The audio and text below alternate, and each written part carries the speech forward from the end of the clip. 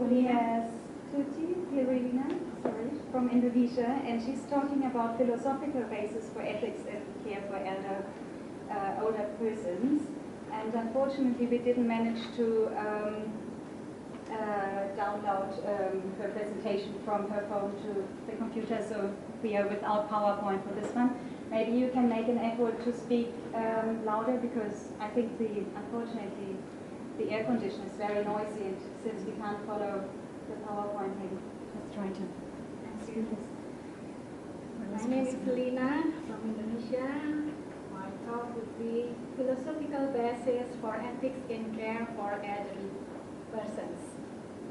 Older persons aged 50, 65 or above are growing 8% worldwide. By 2050, they are expected to nearly triple, as about 1.5 billion, representing 16% of the world's population. They need to be seen as essential in relationship with others, and the world need to be maintained herself and cared for with dignity and to the end. The long-term care is the philosophical basis for ethics in care for these elderly. The ethics principles of long-term care for older persons are justice, beneficence, and so on and so forth. The same, but the ordinary, the specific of the justice here, that the elderly need to be seen as equal and impartial.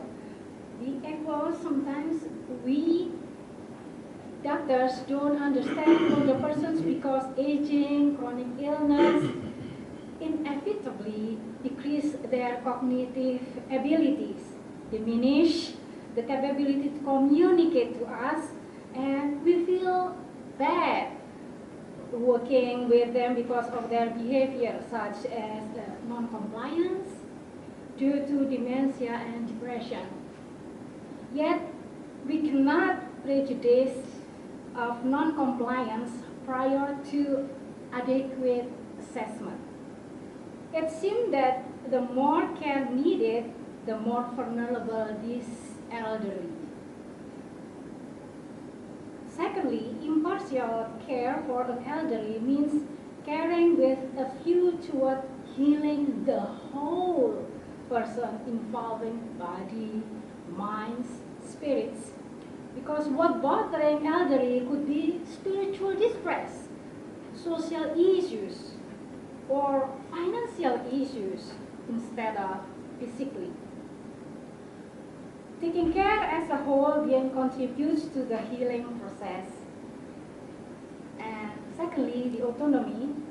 Sometimes we have to make a decision between competence and impartial competence,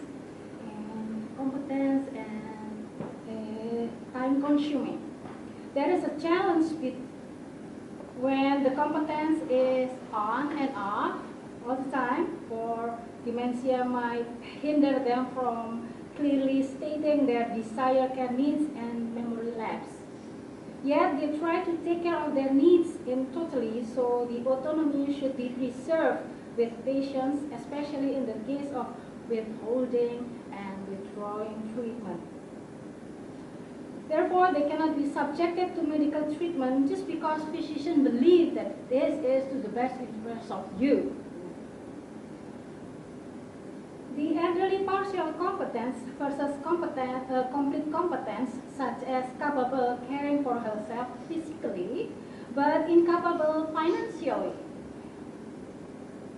And the third, beneficence, do good, treat case like cases alike, means that individual specific care for getting to know the person, what they like, they dislike, understanding their illness and caring needs.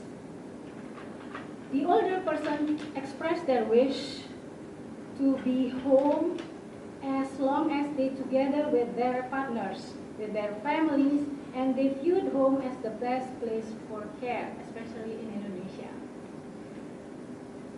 The third, dialogue between the caregiver and the patient becomes an essential barometer of the quality of care in terms of the well-being of the patients. D, non-maleficence, do no harm. Older persons are prone to exploitation due to their chronically ill, who is already physically diminished, low quality of life, such as pain, suffering, immobility, amnesia, and extreme dependency. E, fidelity, that we have to be faithful and loyal, keeping promises, real and implied. So the we word, when we are discussing with the patients, affirm the relationship, get bond with the elderly. Last but not least is the veracity. Truth telling, including the ongoing and increasing costs. Invite the patient to share fears, concerns, hopes, and expectations.